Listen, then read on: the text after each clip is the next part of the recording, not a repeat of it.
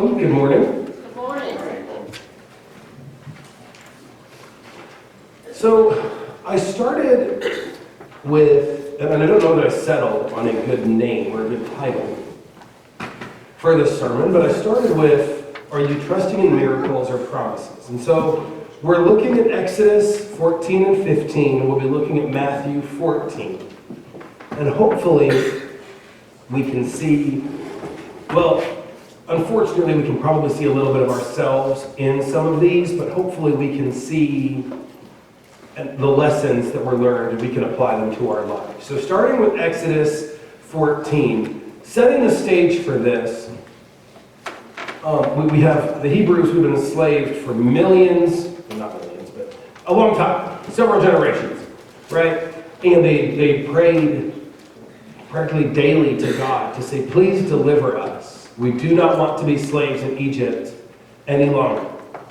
And so finally, and I'm paraphrasing here to move along, but Moses was born, mom places him in a basket to keep him safe. He grows up, he delivers his people from the Egyptians. And then after all of this is when the plagues had happened. Pharaoh had said, look, whatever, take your people and go. And this is where they're at. Pharaoh then changed his mind, and this was the Hebrews' response. And when Pharaoh drew nigh, the children of Israel lifted up their eyes, and behold, this is Exodus 14, starting in verse 10. And behold, the Egyptians marched after them, and they were sore afraid. And the children of Israel cried out to the Lord.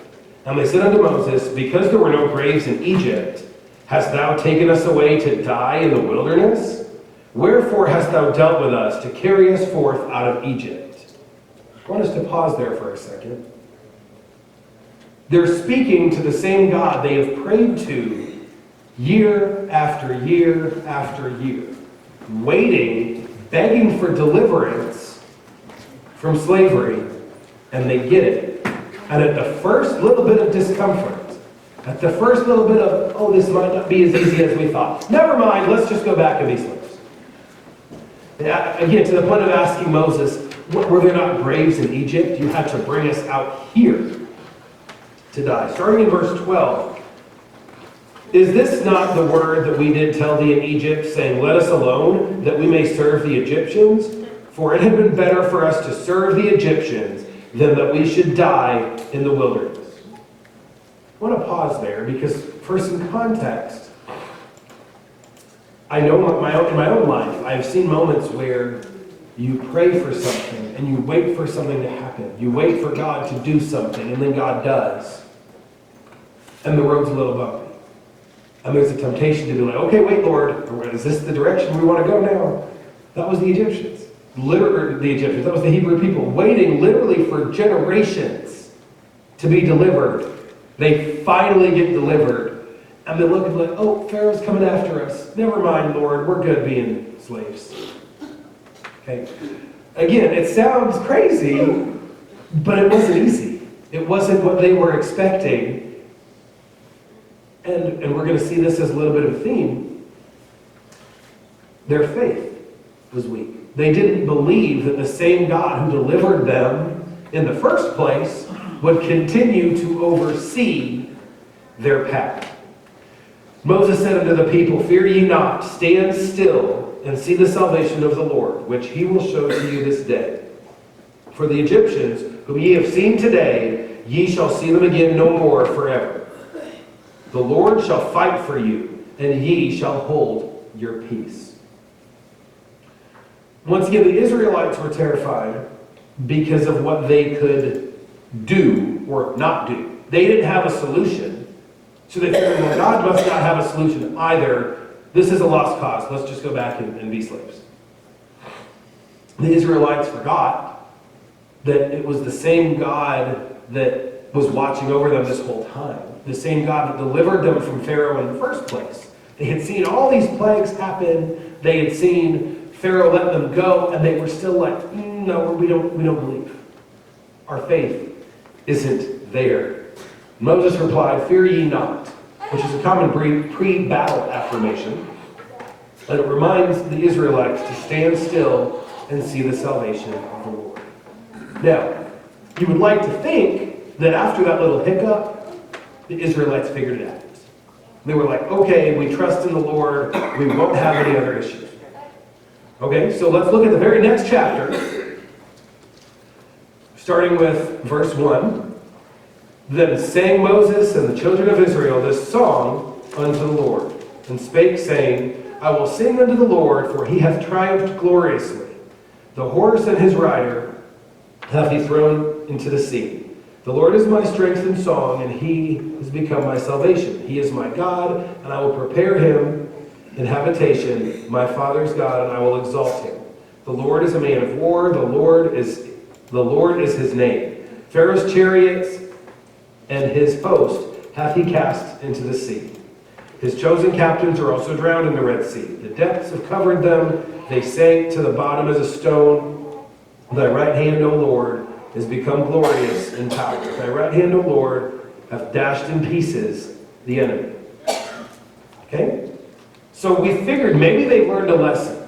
God delivered them from the Egyptians, and they're singing this hymn of praise. Lord, thank you so much, you're so great.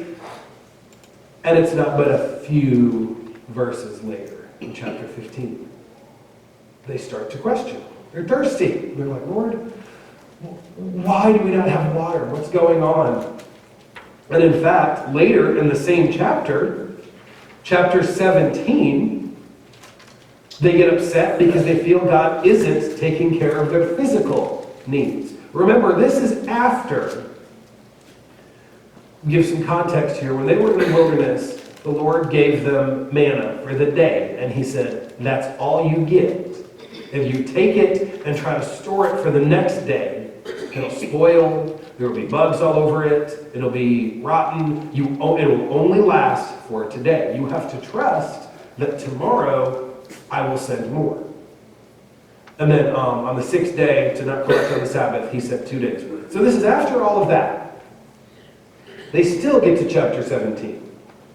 And they feel like, Lord, what's going on? We're starving. You're here, and now you've delivered us into the wilderness. This is the same group of people that when Moses went up to get the 10 Commandments, when he went up to Mount Sinai, they were like, this is taking a lot longer than we thought it would.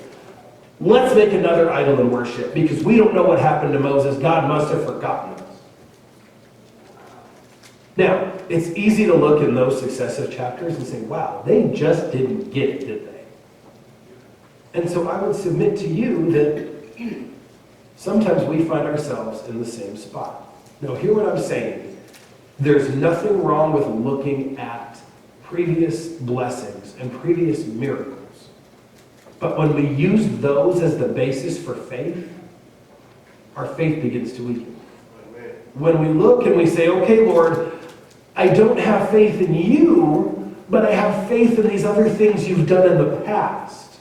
You begin to see that there's no amount of miracles that can be done to make you truly have faith in God. And that's what we see. It's easy for us to say to the Israelites, well, look, God did this, and this, and this, and this, and this, and that worked for a time. They would look and say, you know what? Yes, Lord, you brought us out here, and then you did this, and then you did this, and you look, the first time they entered the promised land, they couldn't go in. Because they didn't listen. Because the Lord said to do something, and Moses was like, no, I'm not going to do it that way. I'm going to do it this way. The people started to say, Lord, you've forgotten us. And that was where the title of the sermon came from. Are you trusting in miracles or promises? If God is who he is, and he is constant, your faith should come from knowing who God is and what he can do. Not using it as some sort of ledger to balance. Okay, Lord, well, has there been enough miracles in the past for me to feel like you can make this happen? Because there's never going to be enough. I find myself, again, there's nothing wrong with being thankful for blessings in the past and looking at miracles. But I find myself looking at what God has done and then saying, well, yeah, but this was a little different circumstance. Or, well, yeah, Lord, that might have been okay here, but it reminds me of a song that the puppets did from time to time. My name is Lazarus, and there's these 4 people that Jesus had healed sitting around talking about, I know he healed my eyesight, but I don't think he can raise Lazarus, or I don't think he can do this. Well, he made me walk again, but I don't know that he can do this. And Lazarus steps in and says, he raised me from the dead. I know he can do that. And the question comes in, when we start asking for proof, so to speak, it begins to be less faith and more rationalization. It's a way for us as people to start thinking, okay, do I have a safety net here? Do I have some reason to justify this faith? And again, as you do that, the word faith begins to be a little bit less than your own rationalization and you convincing yourself that God can do. We're going to flip to the New Testament and see that this is not an Old Testament problem. This is right after the feeding of the 5,000. So the disciples this exchange here is happening after you have Jesus preaching to people on the side of a mountain, there being no food, and them finding 5 loaves of bread and 2 fish, and feeding the multitude of people, having 12 baskets left over. So they had just witnessed a miracle that's being talked about thousands of years later. And this is what happened. Matthew 14, verse 22. And straight away, Jesus constrained his disciples to get into a ship and to go before him unto the other side, while he sent the multitudes away. And when he had sent the multitudes away, he went up into a mountain apart to pray. And when the evening was come, he was there alone. But the ship was now in the midst of the sea, tossed with the waves, for the wind was contrary. And in the 4th watch of the night, Jesus went unto them, walking on the sea. And when the disciples saw him walking on the sea, they were troubled, saying, It is a spirit. And they cried out in fear, or cried out for fear. But straightway Jesus spake unto them, saying, Be of good cheer, it is I, be not afraid. And Peter answered him, said, Lord, if it be thou, bid me come unto thee on the water. So Peter's like, okay, Lord, if this is really you walking on the water, tell me to come to you. And Jesus is like, okay. Verse 29, and he said, Come. And when Peter was come down out of the ship, he walked on the water to go to Jesus. So this starts off with Peter wanting to make sure that it was Jesus, to confirm, and it was. And he starts walking, and much like the Israelites, things were okay. Jesus told him to do something, he walks on the water, things are going okay. But, in verse 30, but when he saw the wind boisterous, he was afraid, and beginning to sink, he cried, saying, Lord, save me. When he took his eyes off of Jesus and looked around and started thinking, am I really sure that I'm okay out here? He started to sink. Jesus responds with, immediately Jesus stretched forth his hand and caught him and said unto him, O thou of little faith, wherefore didst thou doubt? It's a shorter sermon today than usual. But the point is, as we go through trials and tribulations, which no doubt happen, I find that sometimes for me, there is a tendency to look at things God has done in the past as a way to justify faith for the future, rather than taking comfort in God's power, in who God is, in knowing God can, whether he did the prior things or not, he can still do something in the future. Whether he chose to bless me or did not choose to bless me, moving forward, whatever situation I'm given, there is no doubt God is able to work it out to his will. And I think that's where true faith comes in. True faith is not, okay, well, let me add up this list of things in the past that God has done for me and rationalize to myself why it's okay for me to trust in him this time.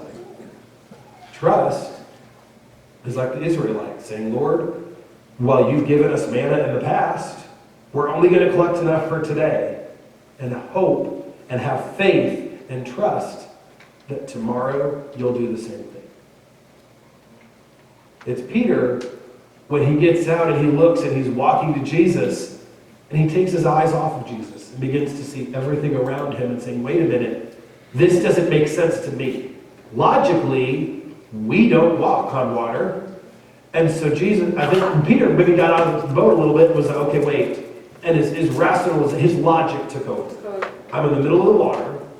There's wind around. I'm sinking. Uh-oh, I'm in trouble. Lord, save me. And Jesus says, what little faith you had. This whole time I was here, despite all of that stuff that you were trying to convince yourself of, I was here the entire time. Faith was there in both situations in the midst of comfort. I've told this illustration before, but it was my grandfather, I remember, was preaching and said it when I was 7 or 8 years old, and I never forgot it. So I'm going to say it again because I think it bodes to this.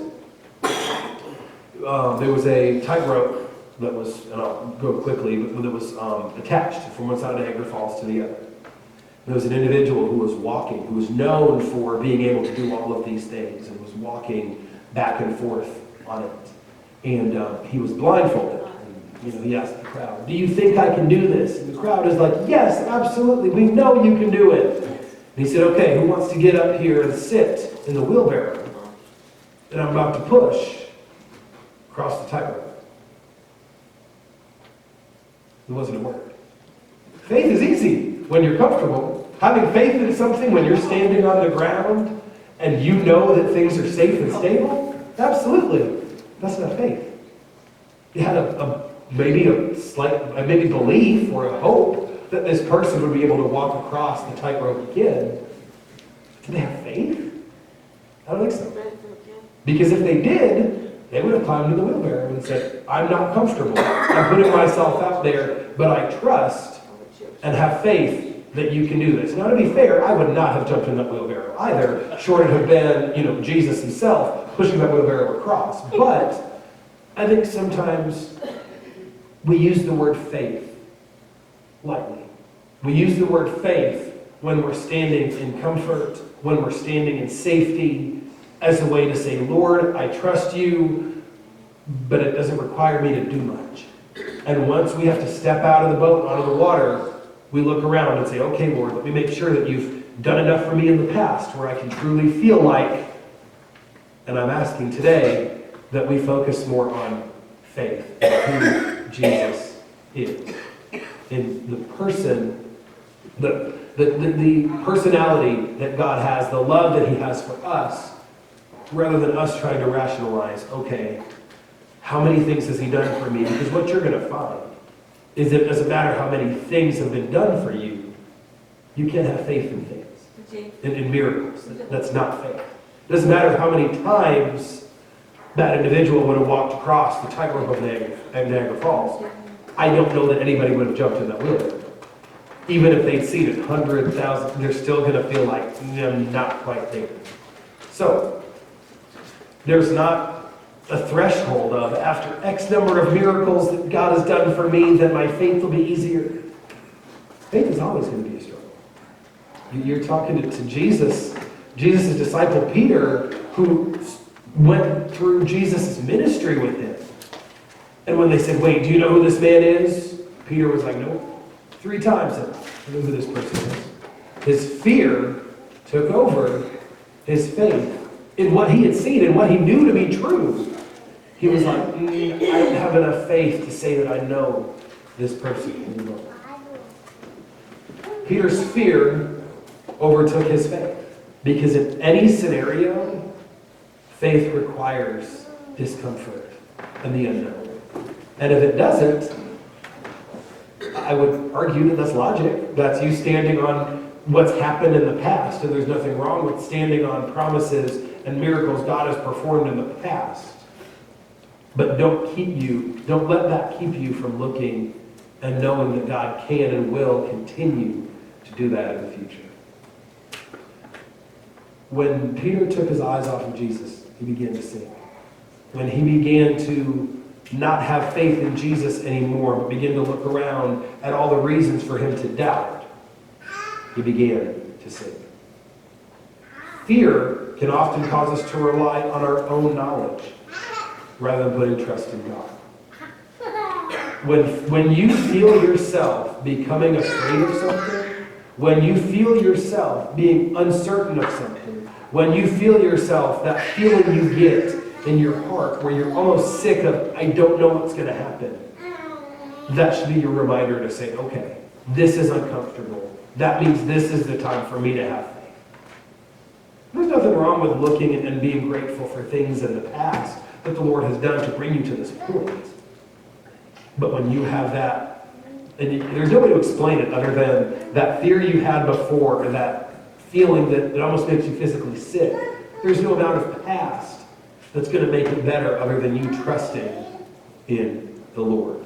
So, as we close, there's three things I want us to remember today. Number one, give thanks for the many blessings we have already received.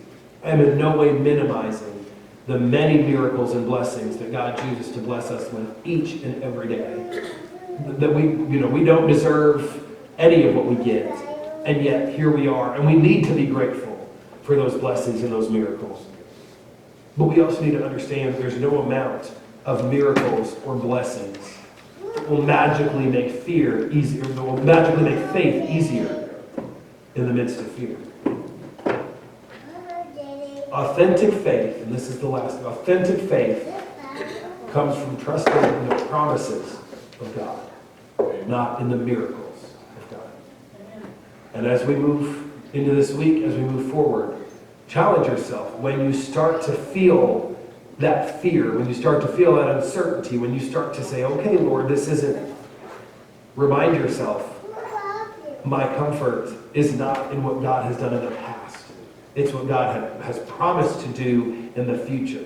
And the love God has for me and the knowledge that he will continue in the future to do what he said he was going to do.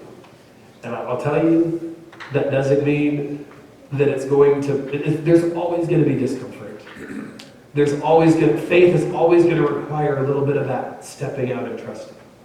But as you let yourself know that fear is okay, that fear is you being able to practice your faith, you're going to find that it's easier for you to trust because you're trusting in the right things. You're trusting in a promise. You're not trusting in past events that have already happened and hoping there's enough. For lack of a better, I heard somebody say, sometimes I don't want miracles to happen because I want there to still be enough miracle left to move forward. God doesn't have a miracle meter. God doesn't have, he's omnipotent, meaning his power doesn't have a limit. It's not like, oh Lord, you've already done all this for me. Are you sure there's still enough left for you to do this? Yes, there's more than enough left. And when you begin to look at it that way, as in what God will do in the future, you begin to see that your faith is in the right spot. It's on the promises of God. It's on that person, the personality, who God is, rather than a check mark in boxes that we give ourselves in the past. So, as we stand and sing, we'll have a hymn of invitation at this time.